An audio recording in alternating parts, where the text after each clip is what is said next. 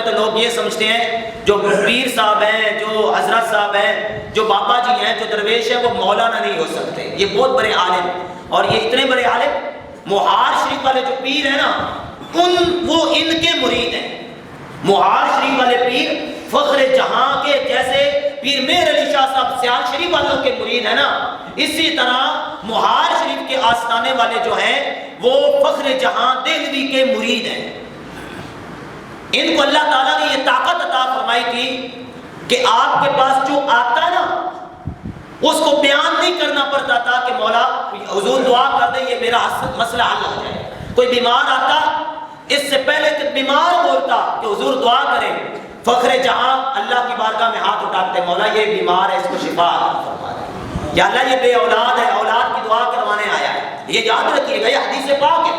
امام اعظم ابو حنیفہ رضی اللہ تعالیٰ عنہ کو کشف ہوتا تھا، آپ کسی بندے کو دیکھتے نا وضو کرتا ہوا تو آپ سمجھ جاتے اس کے پانی کے قطرے گرتے تو امام اعظم ابو حنیفہ سمجھ جاتے، فرماتے بیٹا زنا سے توبہ کر لے۔ ان کو کیسے پتا چل گیا؟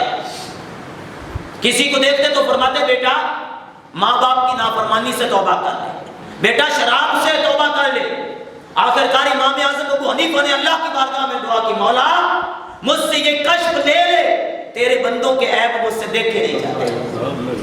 یہ اللہ والوں کی نظر حدیث پاک ہے، لوگوں کو سمجھانا پڑتا ہے یہ کیسے ہو سکتا ہے۔ میرے محبوب علیہ السلام نے فرمایا اتقوا فراست المؤمن، مومن کی فراست سے ڈرو۔ کیوں؟ فإنه ينظر بنور اللہ، کہ مومن جب دیکھتا ہے اللہ کے نور سے دیکھتا ہے۔ امام اعظم ابو حنیفہ کے بارے میں، اس سے کئی اولیاء کرام کے بارے میں، بعد فخر جہاں دہلوی، آپ کے پاس کوئی بندہ آتا اسے بتانے کی ضرورت نہ بنتی، آپ پہلے اللہ کی بارگاہ میں دعا کے لیے ہاتھ اٹھاتے، مولا اس کا یہ مسئلہ حل ہو جائے۔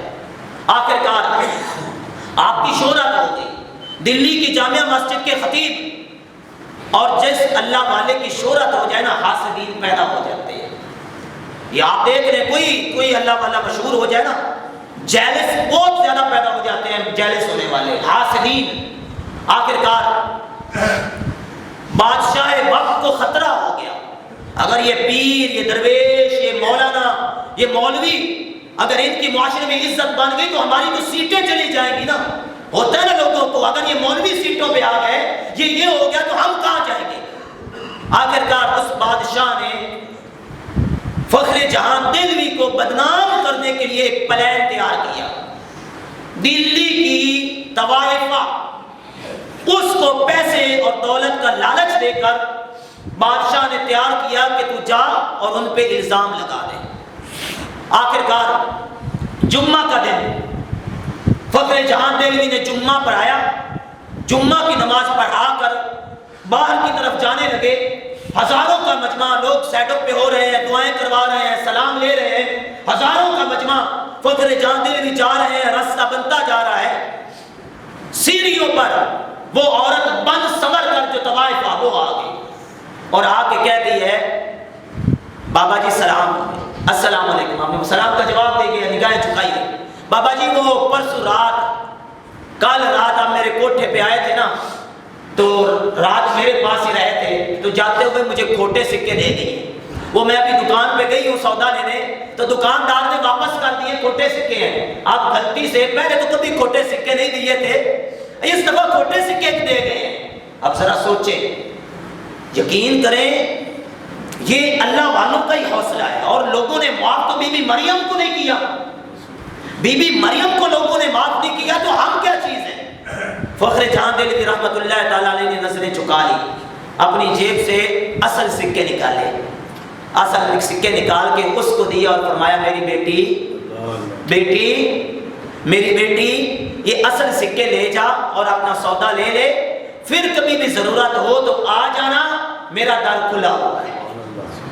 اب لوگ حیران پریشان، بابا رات کو کہاں ہوتا ہے؟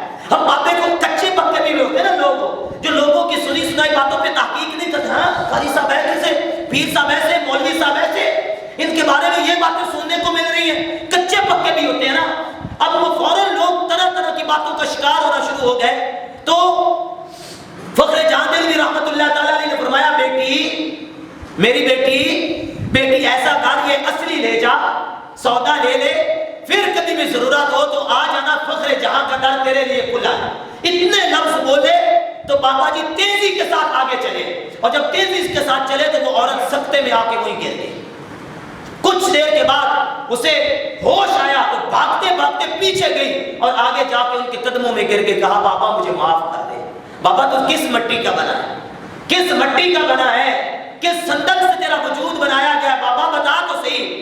پورا شہر دلی کا مجھے کبھی ماں بہن بیٹی کی نظر سے نہیں دیکھتا، اور کبھی جب بھی کوئی دیکھتا ہے بری نظروں سے دیکھتا ہے۔ بابا میں تجھے ذلیل و رسوا کرنے آئی تھی، میں تجھے بدنام کرنے آئی تھی، اور تو نے مجھ جیسی لتھڑی ہوئی کو اپنی بیٹی بنا لیا۔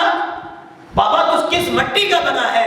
بابا مجھے معاف کر دے، میں تو کسی اور ارادے سے آئی تھی، لیکن اب تو نے مجھے بیٹی بنایا ہے تو میں دنیا والوں کو بتاؤں گی فخر جہاں کی بیٹی ہوتی کیسی ہے۔